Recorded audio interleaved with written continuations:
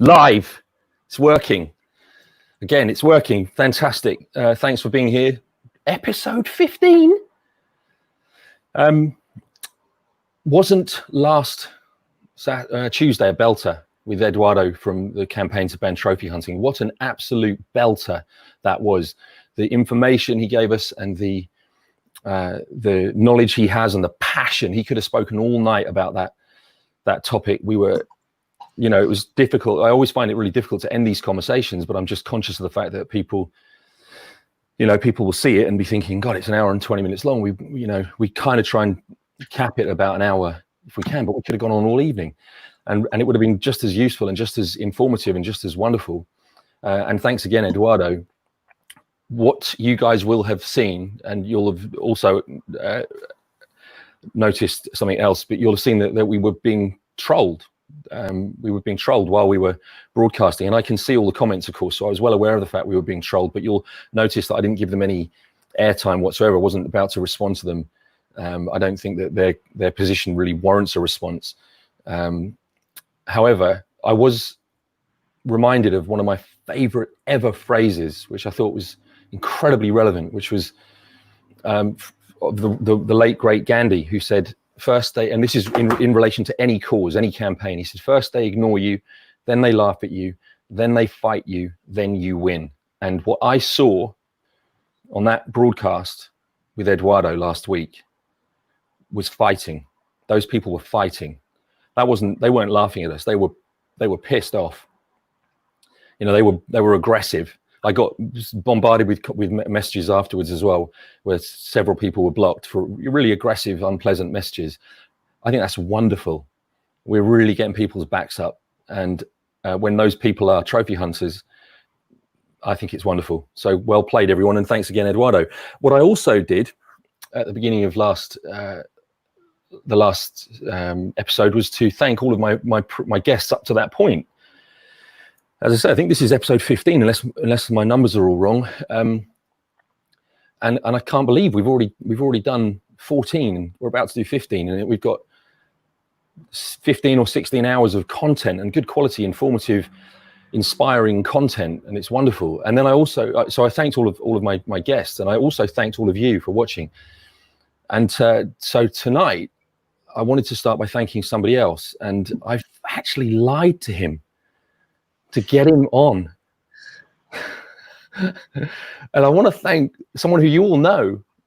This is my dear friend Giles Alderson, who you always see in the background busily sharing links and talking about all the content that's being discussed and doing such an amazing job. And he's always behind the scenes, and there's a huge irony to that, because he is one of the best looking humans you'll ever see.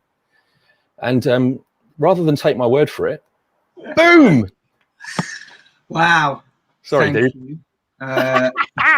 Yes, you tricked me. Yeah, appreciate that. He thinks we're here to surprise Dom. Yeah. We're not. What do you want me to do? You work it out. Right, that's This is Cherryade, by the way. This is not beer. I don't drink. It's gorgeous. Giles. My pleasure. As well as being a wonderful co-director of the documentary we're making, which is where this all sprang from, of course. The live series comes from the Food for Thought documentary, as well as being a co-star in at least one film, The Harsh Light of Day, we did in another lifetime. We actually starred in a film together. You're the best friend a man could ask for, and I love you. And I wanted to say thank you so much for everything you do, and not just on here, but just as a wonderful human being that you are. And with this particular thing, you're always in the background, and you're always busily engaging and keeping people involved and doing all the work in the background. And I just wanted to say a huge thank you to you. And before you say you're welcome, last Saturday was Giles's birthday. It was, yeah. Yes, it was. While we were talking to Nikki Campbell, Giles was eating Beyond Meat burgers. I was. And a lot of them. A little barbecue. It's very nice. Thank you. Well, thank you, mate. I appreciate that a lot, Dan. Thank you so much. But yeah, really, we should be getting to Dom, because he's much more interesting than me right now. But it's really nice, and I appreciate it a lot. And thank you everyone so much for listening and commenting and being so great and amazing, supporting Dan, who is incredible. And obviously, you know that. No, don't try that. I'm doing it. It's too late. So Dan's the hero here. I'm just pressing buttons. And Nonsense. And I love when you get off this. I want you to go check out the comments because everyone loves you. Thank you, everyone. I will. I'll check them out and I'll like them all. I'll go through them all and I'll copy them and I'll paste them. I'll stick them on my wall and it made me feel nice in the downtime. There you go. And that's your birthday card because I didn't send you one. Right there. Thank you. Right, Dan, get on with Dom now. Boring everyone. See you later, dude. Cheers, buddy. Have a good one. So as Giles deserts us, I'm not going. Look, I haven't left. I'll kick him off. Watch. What I want to do is take the pleasure, the great pleasure of introducing you to someone a lot of you will know. A lot of you will know this man, or certainly be aware of him if you haven't had the pleasure of meeting him. He is one of the most tireless, active, proactive, powerful voices in a plethora of campaigns across a broad range of campaigns, projects, charities, species, you name it. This man, Dominic Dyer, another surprise, is an absolute legend. Dom, thank you so much for joining us. Not at all. It's a real pleasure. It's fantastic. Number 15, they've all been fantastic. I've caught most of these interviews. I think you've inspired a whole new generation of people. So it's a real pleasure to be here tonight. Thank you so much. It's wonderful to have you. And I've seen you commenting, and I'm so grateful for that because I know that you're a very busy man. And as I said, you are an absolutely tireless activist. And so the fact that you do join that, these previous episodes really means a lot to us, and it adds value to it. And to have you on the episode yourself is absolutely wonderful. Thank you so much. So, you know what I'm really interested in, because we've got so much to talk about. You know, Dom and I have met many times. We're often at the same protests or the same events, and we're often speaking. I often have the pleasure of introducing Dom, but we always talk about the cause, the campaign, the work, but I'm really interested to know, just before we get into that, how did you become this? How did this all start for you? Where's your passion for this, for animals and for all these causes? Where does it come from? Well, I didn't sort of, go to university or do a zoology degree or sort of, come through a scientific background, or even, sort of start off with a thought process in my mind that I was going to end up where I am now. I left school at 15 initially. Me too. My father sort of came south for work like many people did in the 1980s. And we came to a place called Leighton Buzzard in Bedfordshire, where my mother still lives. And, I started working as a sheet metal worker. I was going to do an apprenticeship in that area of work, but I just really didn't think it was what I wanted to do. I wanted to go to London. I wanted to, work in an office, get out of the rain. So in those days, you had what was called the Civil Service Commission, where you could sort of apply for like a clerk, an entry-level junior position, an administrative position in the civil service. And it was in the Evening Standard, and I just applied for it. And I went along for an interview in London. I did this interview, and I must have impressed them, in terms of what I said, because they sort of offered me a job at the interview, but they said, we'll come back to you about what department we're going to send you to. So I could have ended up at the Department of Education or, Department of Health, and my whole life would have been different. But they sent me to the Ministry of Agriculture, Fisheries and Food. And they sent me to the legal department of the Ministry of Agriculture, Fisheries and Food, so I could become a clerk to the lawyers who were doing, animal welfare, wildlife prosecutions, amongst other things. And my first sort of week in the job, I was at Lincoln Crown Court, on a case of illegal poisoning of a dog by a landowner. So straight away, I was getting involved in those issues. And, the civil service was a great education for me. And Ministry of Agriculture was a great opportunity for someone that was young with not that much in the way of qualifications. And, right. I started in the Civil Service Diving Club to become a professional diving instructor. I got really interested in marine issues around the world, traveling and diving in the Red Sea and other places. And then worked in marine environment policy, and then into Brussels, really, into trade policy work. So by the time I was in my early 20s, I was right in the middle of the sort of negotiations for enlarging the European Union and all the issues around that. So it was, it was a fantastic start to my working career, really. Amazing, because I know that you utilize a lot of what you learned in Brussels, and as per the promo that any of you guys may have seen that I put out about Dom, that you've used the skills you've learned in those other completely unrelated or largely unrelated environments, and you've really brought that into what you do now. And what you do now is so broad. Give us a couple of examples of it. I know you're CEO of the Badger Trust. You're very, very closely linked and ingrained with the Born Free Foundation, and we have Will Travers on as per the the brilliant comment that he's made, which I put on screen there. Wouldn't you agree? That's very nice, and Will is an inspiration, as does Virginia. You know, I am fortunate. You know, I sort of, leaving the civil service, I started to work more into the political field, for example, and my passion actually for a lot of the issues around the environment came from political work. You know, I spoke at Labour Party conference in '96 alongside Gordon Brown, who was Shadow Chancellor, and he really liked the way I spoke. You know, the passion I brought to an audience, and he said, listen, we need people to go out and help engage with younger people ahead of the election to get them interested. Would you work with Mo Molam, who was at the time as Shadow Northern Ireland Secretary, to do some work on it? And I said, yeah, I'd be happy to. I remember one of the first outings we did was at Southfield School in Wimbledon with Tony Blair, speaking to an audience of about 200 16, 17-year-olds who would be first-time voters at the election coming up. And like, he spoke about all these passions of employment and, you know, what he was going to do about, you know, the economy and jobs and the health service and all these things. And the questions came back. They were all about the environment. You know, that the audience were interested in recycling. They were interested in whaling. They were asking about animal testing. They were asking about fox hunting. And like, Blair was a very sophisticated communicator. But I remember we sat down with him afterwards. He goes, my God, I wasn't prepared for any of that.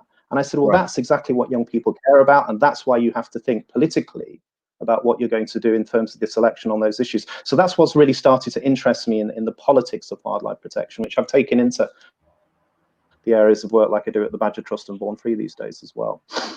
What do you, I mean, you obviously spread yourself quite thinly with all these things. You've got, what do you spend most of your time on?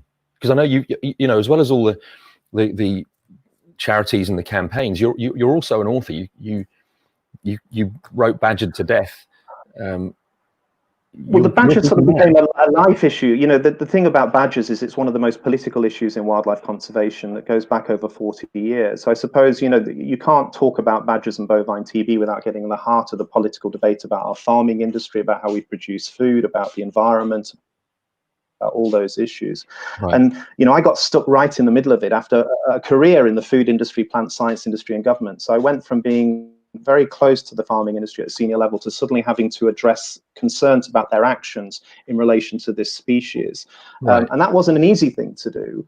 And it was challenging. So, you know, the badgers became a sort of a starting point for me to try and look at the whole issue of human wildlife conflict, you know, what we were doing to this planet, how we have to change the way we farm, how we produce food, which has led into those other areas that, you know, you're familiar with, some of the debates about the ivory trade or about dolphin protection or about trophy hunting or about seal shooting, you know, wildlife crime in Britain. There's a whole plethora of issues that I've got increasingly involved with over the years, but they all come back to the same thing. It's human exploitation of wildlife and animals. It's ignorance, greed, and stupidity, words that I use regularly when I'm writing or describing what I'm having to tackle, be it in the media or be it at campaign events. And so there's, you know, I think the passion and drive for me has been trying to take everything I learned in government, everything I learned in industry, and then apply it to protecting and standing up for animals. And that's something that I think I've been able to do pretty well.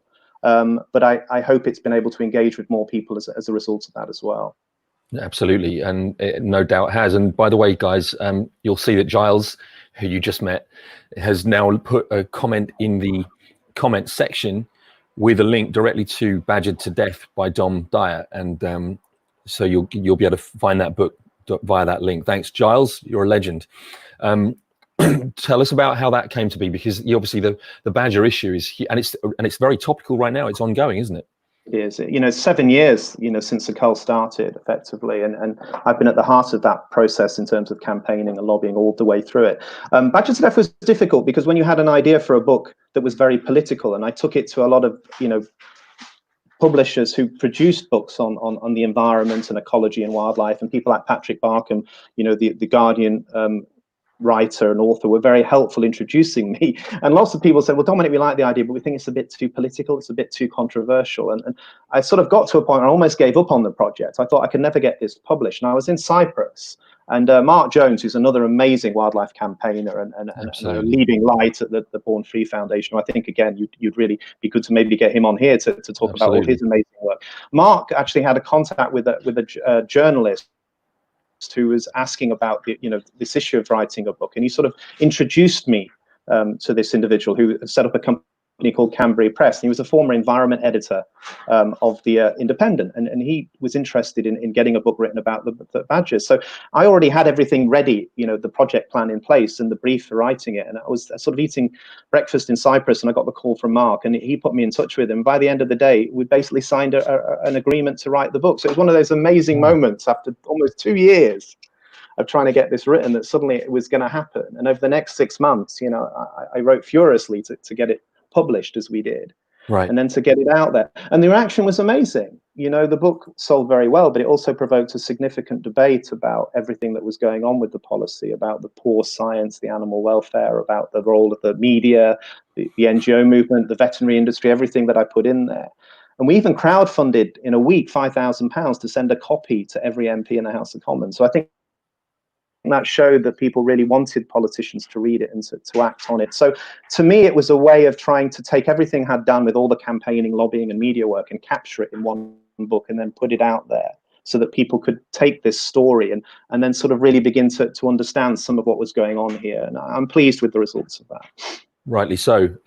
Now this is an interesting thing. This is going to seem potentially at first blush like a diversion, but it's not. And I know that Dom's going to appreciate this. I've just seen a comment from a friend of mine, Hannah, and I'm going to share it with you guys because this is what this broadcast is all about. So Hannah, don't worry about this being a distraction. This is exactly what this is about.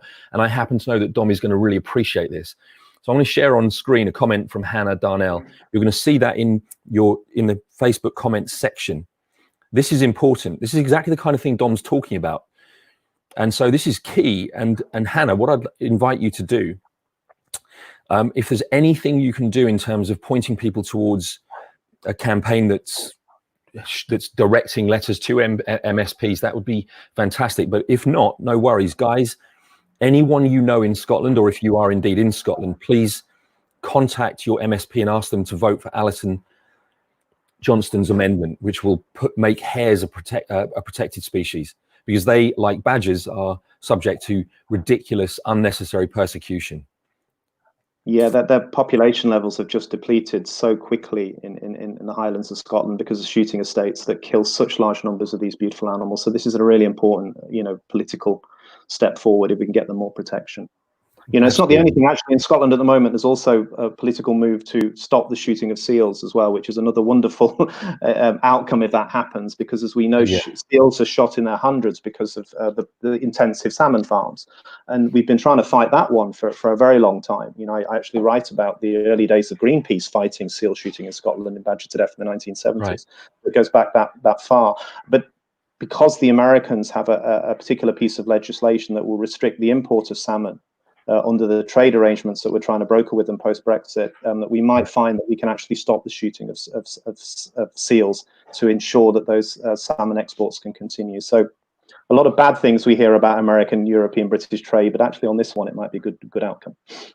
And this, guys, gives you an indication also of what I mean when I say that Dom is an absolute wealth of knowledge and involved in so much, because there we are mentioning hares, and not only does he know about that issue, but also the seal issue specific to Scotland.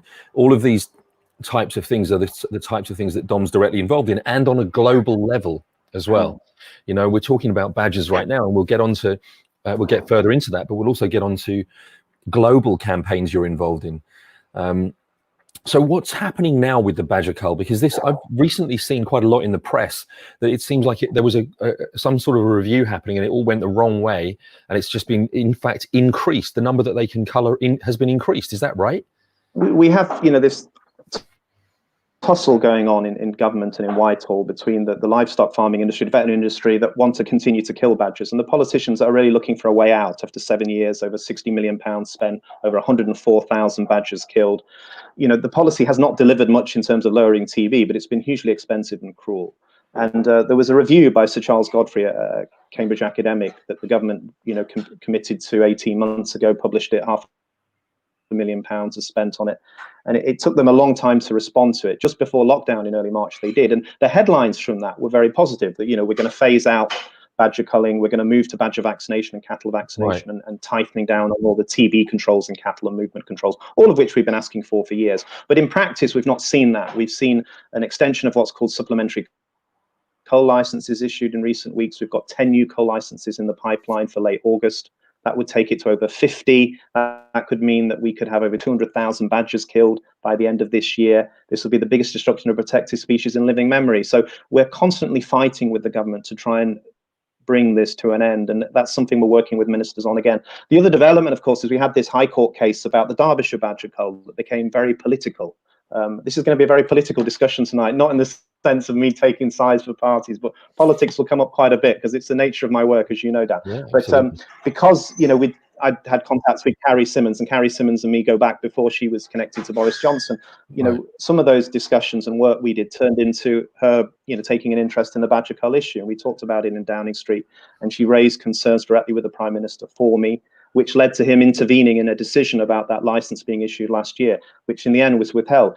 The National Farmers Union reacted very negatively to that, and they picked up on a lot of the media coverage in the press about it, and then took it to the High Court.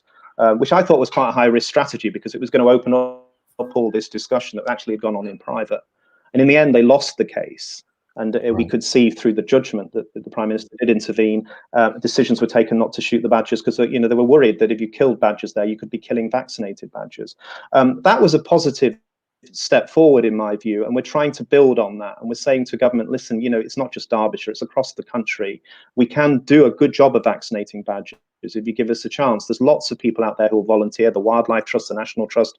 It's that big society, you know, David Cameron spoke about all those years ago that we forget about. Actually, badger vaccination's a unique British thing. I can't see us anywhere in the world where people would volunteer their time to lug cages around and dig them in and you know, do all the work necessary to vaccinate badgers and release them. But they are, and we're doing it really well. We're doing it with hundreds of badgers. We could do it with thousands. And that's what we're saying to government. Let us do this. We'll deal with the problem. We'll help farmers, but you don't need to kill these animals. And of course, the main argument for that is that it's effective because, as you quite rightly said, the cull has been incredibly destructive, but it hasn't done anything to reduce bovine TB. Not in a significant way, no, because, you know, at the end of the day, and it's interesting because we see Sir David King pops up a lot at the moment as a former chief scientist talking about the government, you know, taking the wrong decisions on the COVID-19 pandemic, you know, going into lockdown too late, you know, coming out too early, you know, putting politics above the interests of public health. And science. But actually, David King is quite guilty of that himself, because it was David King that really undermined all the work that had gone on to stop badger culling in the previous Labour government. There was something called the randomised badger culling trial that took 9 years to complete, cost £50 million, killed 11,000 badgers, and an independent scientific group headed by Professor John Bourne, you know, basically came back to ministers. It was David Miliband who was the minister at DEFRA at the time, and said, listen, you can kill badgers, but it's not going to make any meaningful contribution to lowering bovine TB. The best way to deal with it is in the cattle industry itself. And that should have been the end of the debate. But, you know, David King, as chief scientist, intervened. He went to Parliament and actually undermined John Bourne in Parliament by saying, actually, I do think that badger culling can work. I think if we change some of the parameters of how we do it, it's a feasible way of lowering TB in cattle. And because of that, David, you know, Cameron in opposition picked the policy up and put it into the manifesto and went to the election in 2010 on the belief they should go forward with it. And that's why we've got what we've got. So that was politics being played, in my view, with science. And it was a great shame. And it's in the book, obviously, I wrote about that period. But it's interesting to see Sir David King popping up again now. You know, so you do come full circle in some arguments as well. You know. Yeah, absolutely. Now, it's a very interesting comment our mutual dear friend Emily has put on. You'll see on the screen right now, join your local badger group. So a lot of comments coming in from people very kindly saying that they would happily volunteer for helping with badger vaccinations. Emily's just put that you guys should join your local badger group. Now, can you just point people towards that either? And actually, chuck some links in there. You know, on the Badger Trust website, we have a map, an interactive map that you can find all the local badger groups in your area. So, and you can go directly to that and then make contact through them there. We have over 50 badger groups. You know, some of these groups go back to the 1970s. You know, they were set up by individuals trying to stop badger baiters in those early days of badger protection laws, and they're still alive and functioning and growing in many cases today. And they are the eyes and ears on the ground. They are the committed individuals that do all the work, rescue, rehabilitation of badgers, dealing with planning issues, dealing with the issues around culling that's going on in different parts of the country. Without those local badger groups and those volunteers, I couldn't do the job I'm doing. And people like Emily are amazing in the Oxfordshire Badger Group where she is. She's doing great work. So you care about badgers? Yeah, join your local badger group, get involved. It's really a good thing to do. Thank you. And I've put the web address on the screen there, guys. You can see that, and I'm sure it will be shared into the comments very shortly if it hasn't been already. And in fact, there you go. That's why Giles got a special thank you at the beginning of this session, because before I even said it, he's put it in there. Legendary. So what? That must take up a lot of your time. The whole badger issue, and the amount of work that's gone in, and the years you put into it. That must be a lot of your working day. It is, but it also sort of connects with all the other issues we're dealing with. We're dealing with wildlife crime in the UK, and it's much broader than badgers, of course. It's raptors that I'm getting involved with. We're looking at issues, I was saying, about shooting of seals. We're looking at the issue about trying to protect brown hares, for example, in England, that need significant protection from being shot all year round at the moment. So there's a whole plethora of UK wildlife issues that I get involved with. And, due credit really also to Will and Virginia, that are amazing, because you hear a lot about the work that the Born Free does, around the world, the amazing work it does around the world. But also it's a charity that is committed to UK wildlife protection as well. Virginia was out there at the very beginning, marching with Brian May and others against the Badger Cull back in 2013. Will's been very much involved in this debate in Parliament and other areas as well as looking at issues like fox hunting and other things that we campaign on.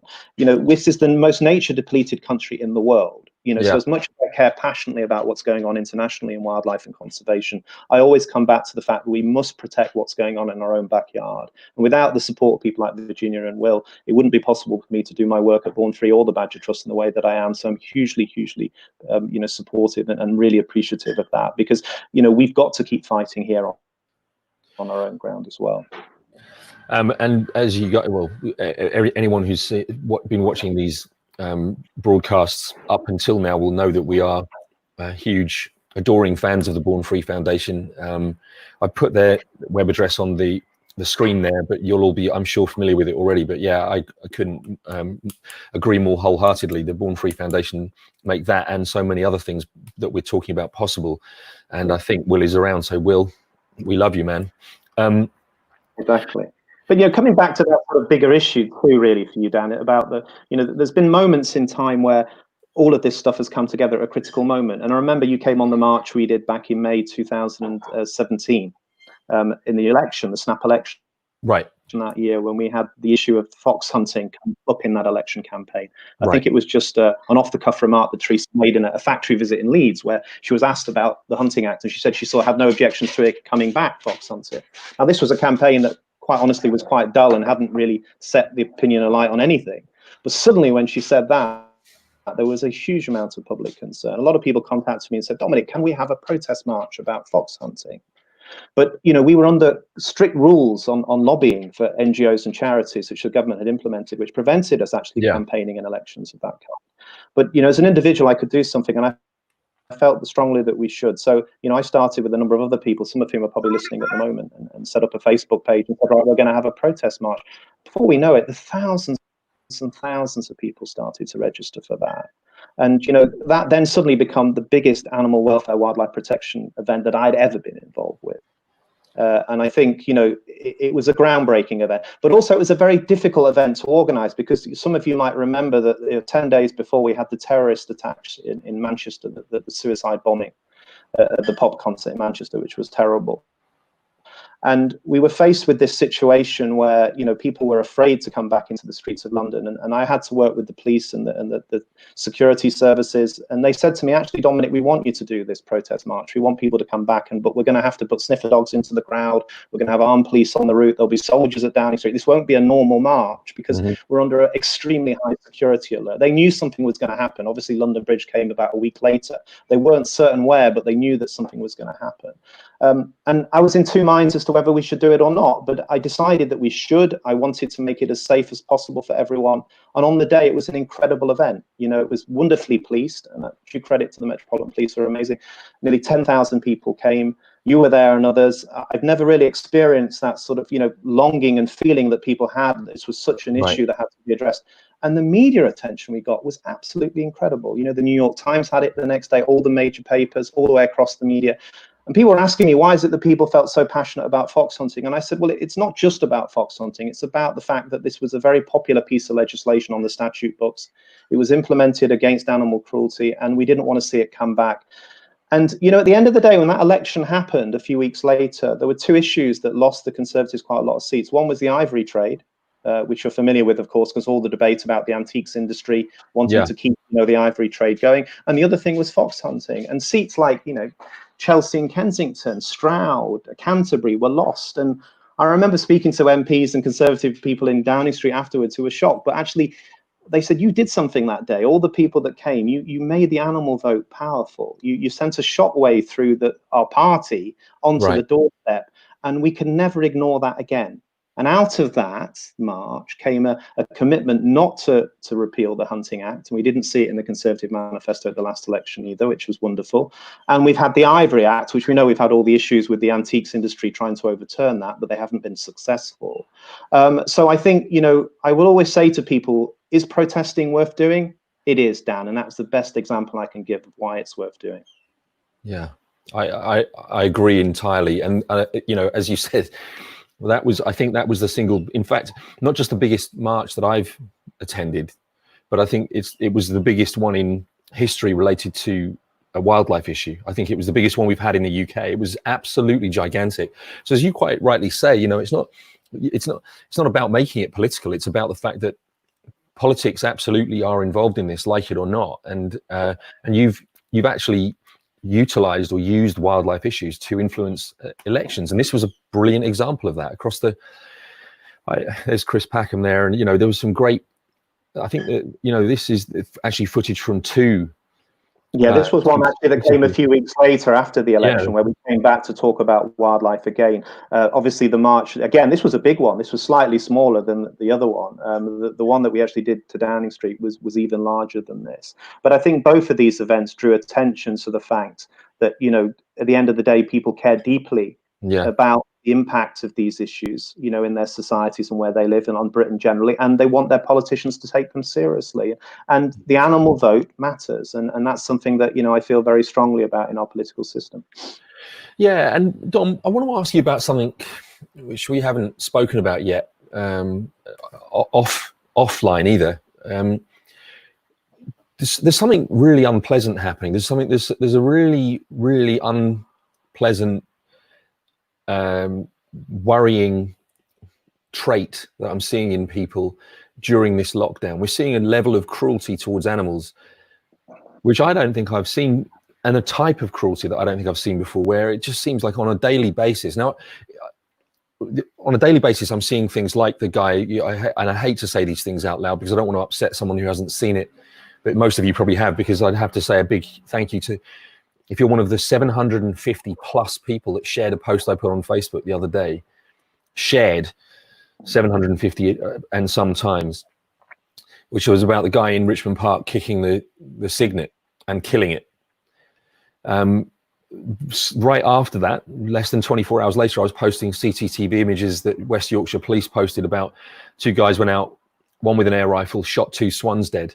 I've seen more posts today, which I won't go into details because I don't know enough about it, but what is happening? I mean, what do you think? Do you have a view on what's happening here?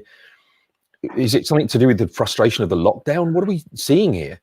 I think there's a number, you know, this is always happening, to be quite frank with you. You know, that there are people out there that will take pleasure in sadistic brutality and cruelty to animals. Not in this country alone, it happens around the world, but we do see it here. You know, you see people that sort of take knives to horses in fields. You know, we see badgers that are beheaded and skinned. You know, we get examples of the cygnet that, you know, you've talked about in Richmond Park being kicked to death and things like that. There are these horrible things that go on. I think in lockdown, there has been a significant concern. You know, we monitor wildlife crime on badgers and other species, but there's been, you know, good reports, for example, that the RSPB have just recently produced, which show that on shooting estates, it seems that gamekeepers have been under more pressure to kill wildlife, to kill raptors, to kill stoats, weasels, badgers and other species that could impact upon the ground nesting birds that are there to protect for the shooters. So that's a real problem. And I think, you know, there's been an opportunity for people that might just want to get into the countryside without anyone really knowing what they're up to do brutal acts. And even if it could be in our parks as well, in our suburbs where we might see that. So, you know, the police are not got the resources. We train a lot of police officers on wildlife crime in the Badger Trust. We put a lot of effort and resources into that. There are great police officers who want to do more work on this, but they're really, you know, stretched. And I think that the best advice I can give is what you do and others. You've got to be the eyes and ears on the ground. If you see cruelty, you need to report it to the RSPCA to the police, organizations like League Against Cruel Sports or Badger Trust or other organizations, and pursue it. Make sure that those responsible can be caught, examples can be made of them. But yet it has been a worrying time. And I think we constantly have to be alert for this, because there are some really, really cruel people out there, I'm afraid. There really are. And I think it's a good opportunity to mention the Nature Watch Foundation, for whom I'm a very proud patron. And they too, you just reminded me of them when you talked about the work you do with police forces. And because half of the trouble, I made a video a couple of years ago for the Nature Watch Foundation about badger persecution specifically, and in that regard, it was referring to I'm good at learning scripts, and I had this was quite a list of crimes they face, and of course, because of that, it's also very difficult for a police officer whose job is to, they're dealing with human-related crimes on a daily basis, and trying to keep a track of all of those different laws. And none of them knew. None of them knew what the actual crime that had been committed was. So they didn't know what they could do, how to take action. And like the Badger Trust, the Nature Watch Foundation also very much involved in educating police forces as to the actual crimes, as to how to deal with it when they arrive at these crime scenes. And I think what we'll do is at some point, I'll tap up, or Giles will tap up the Nature Watch Foundation has a link, a direct link, and a direct telephone number to which you can report wildlife crimes. Yeah. So those are the sorts of things, again, calls to action that we really want to leave you guys with in terms of what can you do, because you see this kind of stuff, and I think you're right, Dom. I think it's been happening all along, but it seems that it's more visible now for some reason, or at least I'm seeing more of it right now. And if the same is true for you, and you see something or hear something, the worst thing in the world would be to not know what to do about it. So we'll point you towards the Nature Watch Foundation, the Badger Trust, anywhere you can take action, where you can do something, because perhaps reporting it to the police won't be sufficient, because if you report it to the Nature Watch Foundation, they then have liaison with the police, and the police that they engage will be police who are trained in wildlife crime matters. So it's a really important thing to be able to do. Exactly. We could, again, and I wish it wasn't the case, but we could talk about just UK wildlife crime for hours and hours and hours, because as you say, it's very broad. We've had Hannah on talking about shooting hares in Scotland. You mentioned seals.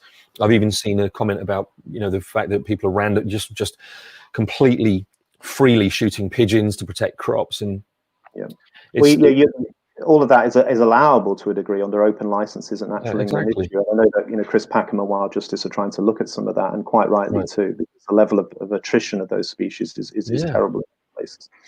Absolutely. And I mean, I know then, of course, on top of that, as you just touched upon briefly, hunting estates, or whatever they're called, where people have organized shooting of pheasants or grouse, and all of that on top of... The shooting estate business has grown massively, and I think it's a massive issue that we need to deal with from a climate change perspective. You're seeing all the heather being burnt off. You've seen all the problems with flooding, because the issues around what you're doing in terms of the soil and just allowing water to run off. You've obviously got the issue of killing wildlife to protect grouse and to protect game birds.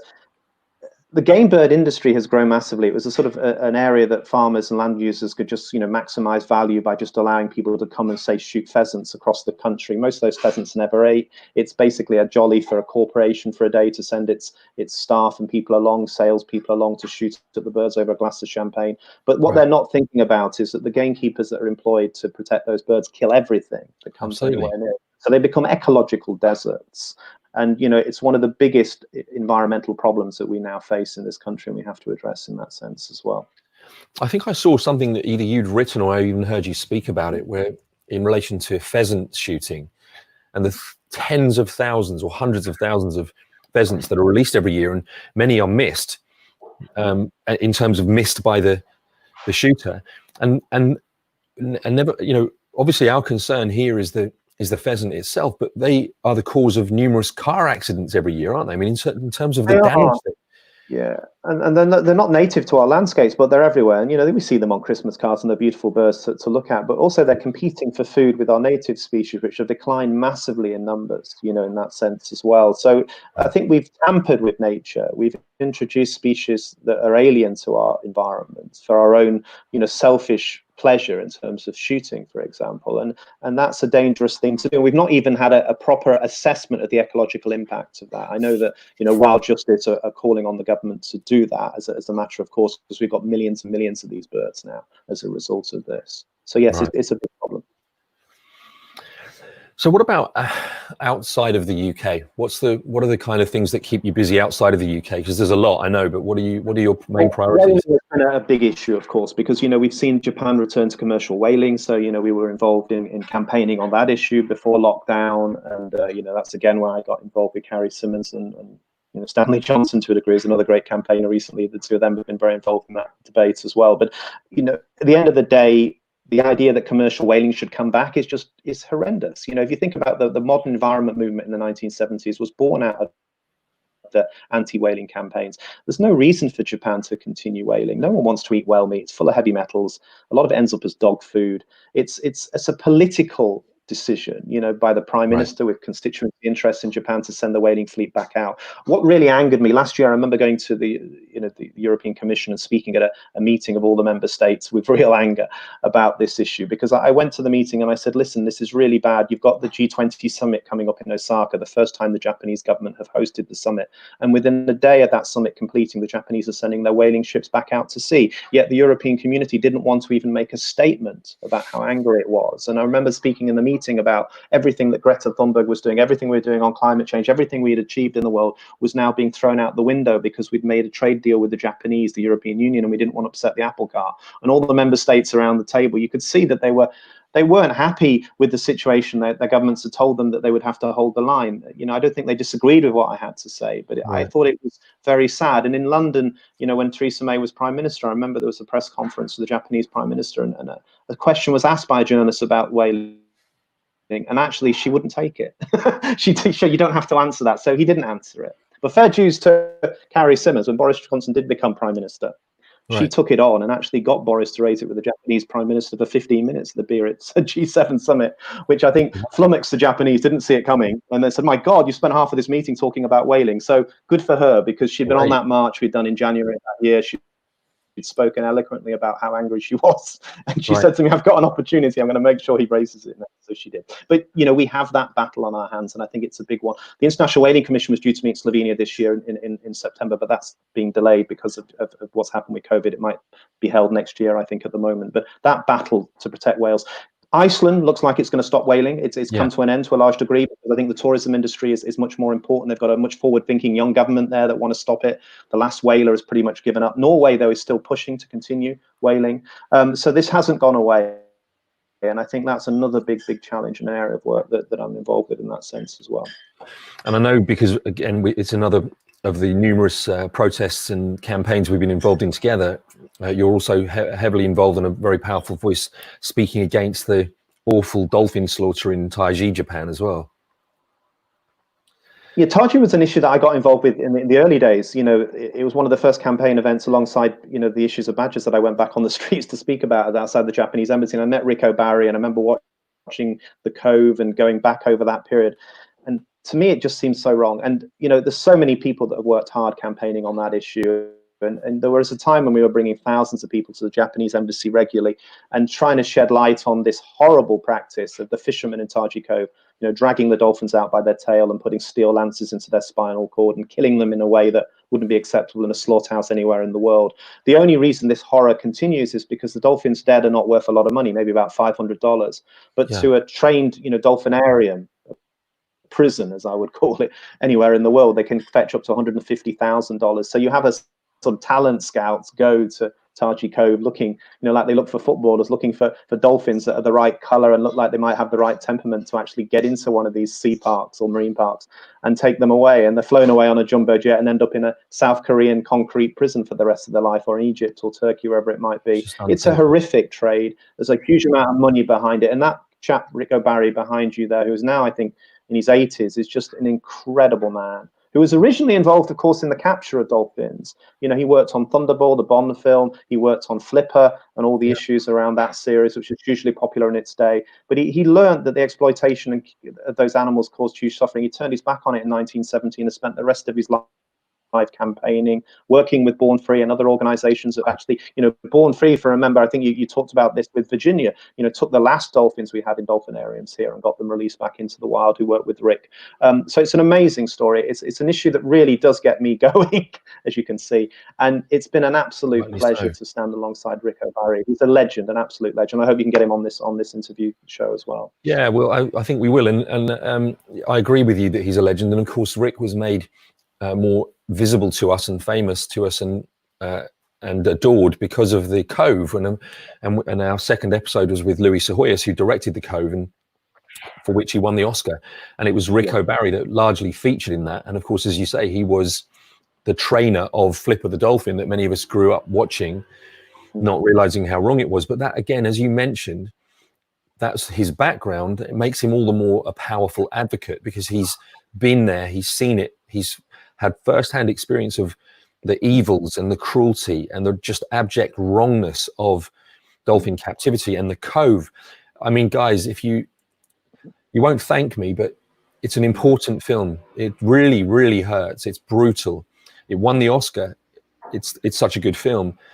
And it's why we had Louis Sahoyas on this show. It's why, as you're seeing Dom speaking so passionately, as he always does in the, that's right outside. I wasn't actually at that particular one, but it was outside the Japanese embassy, no doubt. And we do it every year. We do. And, you know, the Japanese ambassador has, and the press have picked up on it, these protests have had an impact. You know, we know that MPs have got involved, you know, and we do need to keep it up. And when we get out of lockdown, I'm racing to go back on the streets and campaign on lots of issues. We'll be back at the Japanese embassy. We'll be back at the Danish embassy, because remember, you've got this ongoing killing of pilot whales in the Faroe Islands as well, which I've been involved with and campaigned about, which is horrendous too. And, you know, this is so-called culture, which is dressed up as, you know, culture, but really it's just cruelty and exploitation that's continued for generations. And, you know, in places like the Faroes, it worries me because I think you're bringing young people into this violence, and in turn that has an impact on how they behave towards other people as they grow older. And we know if you're violent towards animals, and I've spoken about this at a lot of events, you can be violent towards humans as well. There's lots of evidence to show us that. So, you know, if we're good towards animals, we care and we love for them, then we'll love each other more. And that's so important in everything that we do. Well, it's beautifully put, Dom. And you know, it's what we talked about many times on this series. And I saw Will Travers commented earlier on, echoing that sentiment that we need to be teaching compassion in schools. And you know, to see the horrors of the Faroese pilot whale slaughter. I mean, the pictures are just unthinkable. They're unimaginably brutal and cruel and violent, and a blood red cove filled with the blood of innocent whales that they've corralled into the shore. And I have to say, as a very keen photographer, the Faroe Islands, to my dismay, but also it potentially is a way out of this, the Faroe Islands is one of the most, not having ever been there myself, of course, but it's an enormously popular destination for landscape photographers, because the scenery is like something out of Lord of the Rings. It's absolutely staggering scenery, world famous scenery of gigantic dramatic cliffs and ocean everywhere. And it saddens me that you've got a tourist trade to a place where that kind of thing happens. But of course, the same is true of Japan. But perhaps that's the way out, because if there could be some kind of pressure put on so that they could see that there would be an awful lot more tourism if that kind of barbaric practice was to stop. And it's that kind of pressure. I think it is, you know. And I think there are ways of doing it. And one thing, you know, I've been writing about this for a book project I'm working on, and I look back at the history of the Faroes, and two things that struck me. Firstly, it had an amazing history of bravery in the war period as well, that we have to be grateful as a nation for, because, you know, we needed fish to supply our food needs during the war. And most of that was coming from Iceland. And the Icelandic fishermen said, we're not going to go out to sea without the RAF giving us protection against German planes and everything. And the RAF said, we can't do that. So they said, well, we're not going to give you the fish then. What we'll do, we'll drop the fish at the Faroes, and the Faroese can then get it to Britain. And they did. The Faroese put it on a boat and they took it in, and large numbers of Faroese sailors died. They were hit by mines and strapped by German planes.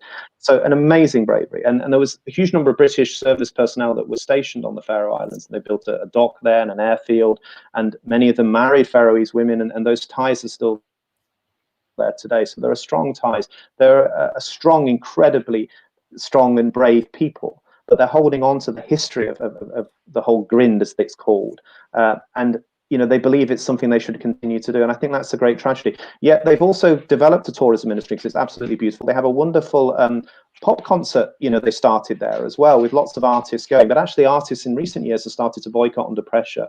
So my view would be, if you gave up the whaling, you could really make a success of these amazing pop concerts and festivals, because it's an amazing place, as you appreciate, to hold them. You could really build the ecotourism industry there. So I think there's so much more they could do, and I think we've just got to keep the pressure up on them to take that path in that sense as well.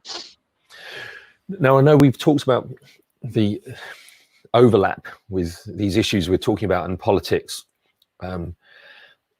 We probably don't want to talk about the guy. We don't want to name him, but what do you make of the undoing of so much of what Obama put in place to protect animals, the environment, and all of the unbelievable reversals we're seeing that are so destructive? What do you think's... Well, it's quite personal to me, because if I take you again, I'll take you back into politics here. But I was quite close to quite a lot of few people that worked on the Obama campaign back in 2008. Right. I was at the Denver Convention. I did a world leaders debate at the Denver Convention. I chaired one on climate change and global security issues with, Richard Holbrooke, the American ambassador, Antonio Guterres, was a former Prime Minister of Portugal, who's now the UN General Secretary, and Kim Campbell, the former Prime Minister of Canada. So we have Joe Biden in the audience for that too. So I spent a week there and speaking to those people and engaging with them. I remember being in the convention hall. Harry Reid was the Senate Majority Leader. A friend of mine worked for him. So we were in this box on the night that Obama got the nomination on the floor. And Jamie Foxx was in that box, and Steven Spielberg was in that box. We were drinking beer and eating tacos and watching this amazing event happen. And I remember sort of coming out of that night, and you could walk on water. So many people, I think, were optimistic about what that presidency would bring. In many ways, Obama was a very good president in the sense of everything that we've seen since with Trump. It was a very clean presidency. It wasn't the corruption that you've seen or any of the problems we've had, but it lacked the excitement and vision that maybe people thought it would deliver change on. And climate change was one area in particular. And I remember saying to Joe Biden at the convention that I thought that if Obama was to become president, and if he was to deal with the economic problems in the US, when we debated this on the panel, that if you were going to give money to the American auto industry, for example, you needed to get them off automotive cars, from the internal combustion engines that we continue to use. You've got to get serious about climate change, get them to transfer to electric cars and things. Right. Well, this actually happened. Obama threw massive amounts of money at the auto industry, billions, and they continue to make the same SUVs that you're familiar with when you're in America today. They still pollute the highways as they do in this country. So we lost an opportunity. And I think, if you look at Biden now running for the presidency, you come full circle. I hope he could be successful. He could reintegrate America back into the international community. He could really start to deal with climate change. But I'm really worried that so much has been lost in the last, 5 years. But prior to that as well, one of the books I've read is this one. If anyone's going to read a book during lockdown, Mark Linus's book, 6 Degrees of Climate Emergency, I fully recommend it. Because, this book to me has really made me think about what the world is going to be like over the next 10 years if climate change, and I've got every reason to believe it's happening now, is going to continue to become a bigger problem. And what he does in the book is just look at every degree of change and what that would mean to the world. 1 degree, 2 degree, 3 degrees. And realistically, over the next 10 years, we could be looking at 2.5+ degrees increase in temperature. And that will mean masses of people can't survive on this planet anymore because the temperatures are too high for them to grow crops or even to work outside. It's going to mean a huge movement of people from one country to another. That will bring about more famine, more wars and conflicts. We're going to have more problems with the pandemics like we've had with COVID-19. There's no doubt about that. So the demand for change is huge. And if we looked at what we've gone through with COVID, I think governments have locked us in effectively. We've seen carbon emissions drop. We've become more aware of our natural environment. All that's good news. But if we just go back to priming the economy again, to get everything going, If we just keep putting money back into getting the planes flying, getting the cars full of traffic, you know, keep putting out that carbon into the atmosphere, we're going to have a massive problem. So, yeah, you know, the last few years in America have been bad, but around the world they have not been much better. And I think there is a real issue now for politicians to take very tough decisions. My dog is pulling my microphone out from under me. And I'm not optimistic that they're going to do it. I hope they can. I really do. You know, but I worry, Dan, greatly that this world is going to face immeasurable difficulties over the next decade, never mind the next 20, 30 years. Absolutely. And the only way we can hope to have any impact on that and prevent it from happening is to keep our foot on the accelerator and keep momentum, as you've said, get in to those protests, keep putting pressure on politicians, and keep doing the things we're doing, because they do work. By the way, Giles has posted this very nice short link to the book that you just talked about. So you guys will find this link in the comments, the book that Dom was just talking about. So check it out. Thanks, Giles, for doing that. And I'm optimistic to agree that we can change individually. You know, you talk about young people, and I think to end this tonight, I think young people are so important. I know you've got Bella Lack, I think, coming up. You'll probably mention that in a minute as the next speaker. She's done amazing work with the Born Free Foundation and work with people like me. But there's numerous young people, James Miller, Alex White, lots of different people that I work with. And my dog is sticking. No, we like my dog at the end of the minute. Let's have a look. Let's see Lassie. We do like that.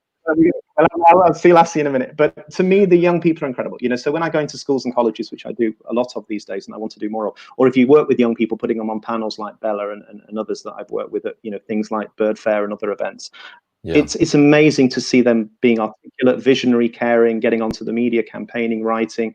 And to me, that's the future. They have to live through this change. We've created this mess, to be quite honest with you. And all of us are going to have to challenge ourselves about what we eat, how we travel, what we wear, how many children we have, if we have any children. They are difficult decisions, but you know, the next generation are going to have to live with the consequences of what we've done.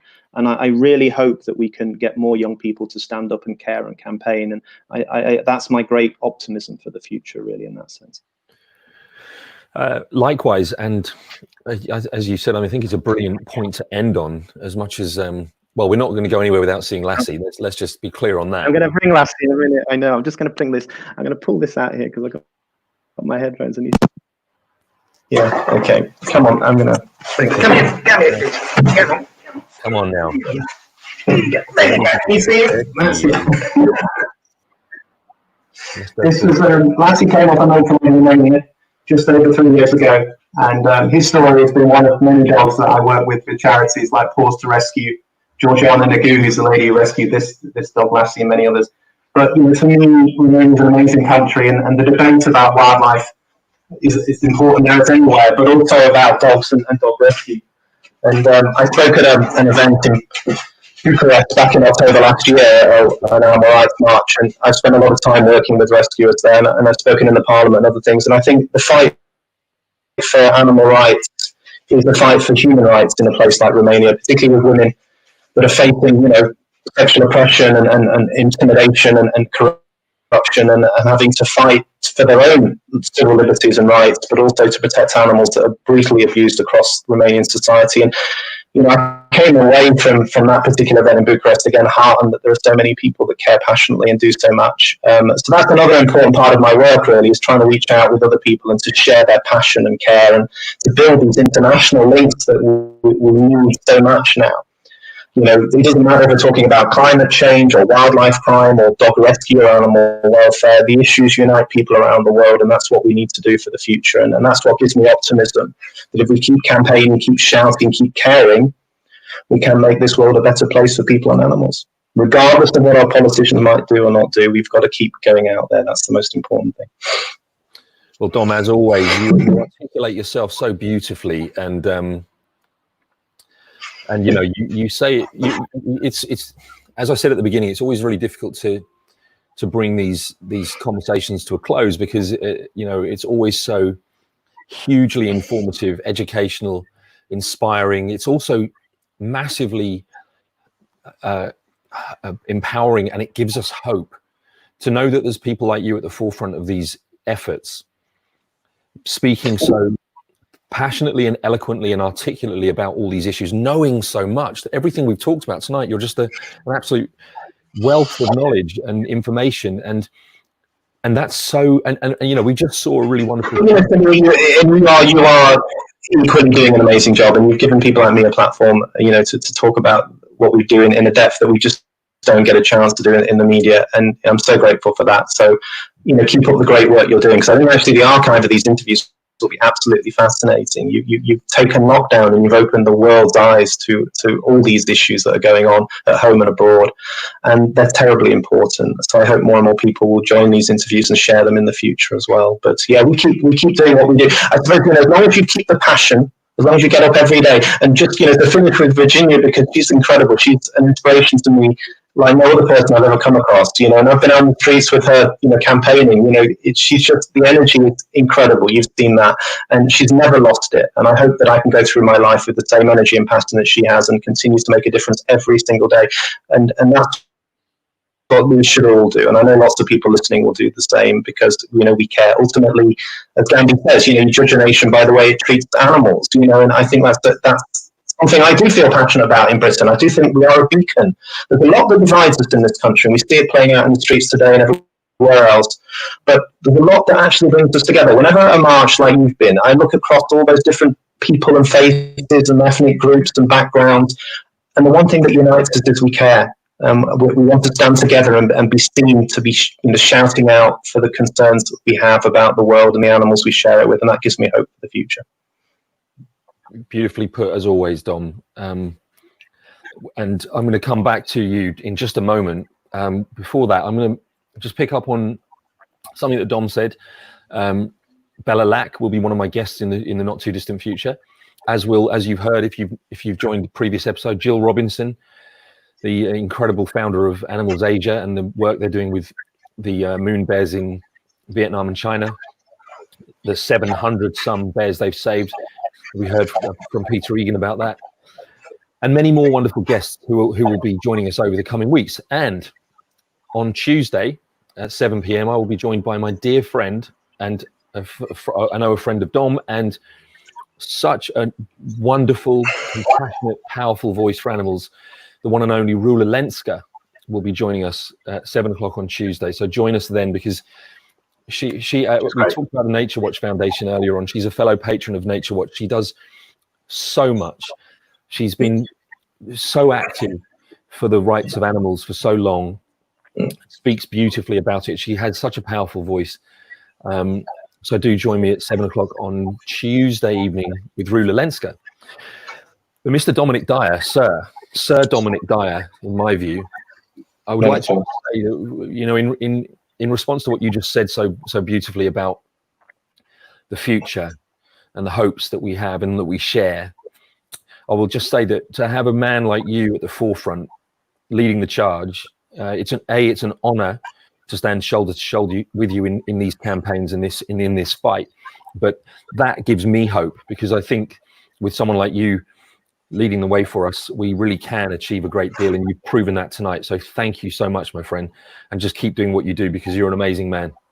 I'm going to keep doing it, and you keep doing it, and all the people out there that give me support, because when we'll be out there again soon. I know it's been difficult in this lockdown. We'll be out there at the embassies, we'll be on the streets, we'll be campaigning for animals at home and abroad. And I know all of us will be energized and doing it, and it's so important. So thank you so much. It's been wonderful this evening, and have a really nice evening, everyone who's listening as well. Thank you. Absolutely. Dom, thank you so much. Guys, as always, thank you for joining us. Giles, you're a legend. Thank you for doing what you do. Lovely to see you all on this broadcast again. Thank you to my amazing guest, Dominic Dyer. Don't forget to follow him on Twitter. Go to the Badger Trust. Go to the Born Free Foundation. Follow the work that Dom does and the wonderful organizations he works with. We will see you at 7 o'clock on Tuesday with Rula Lenska, and spread the love. Thank you, guys. See you soon. Thank you.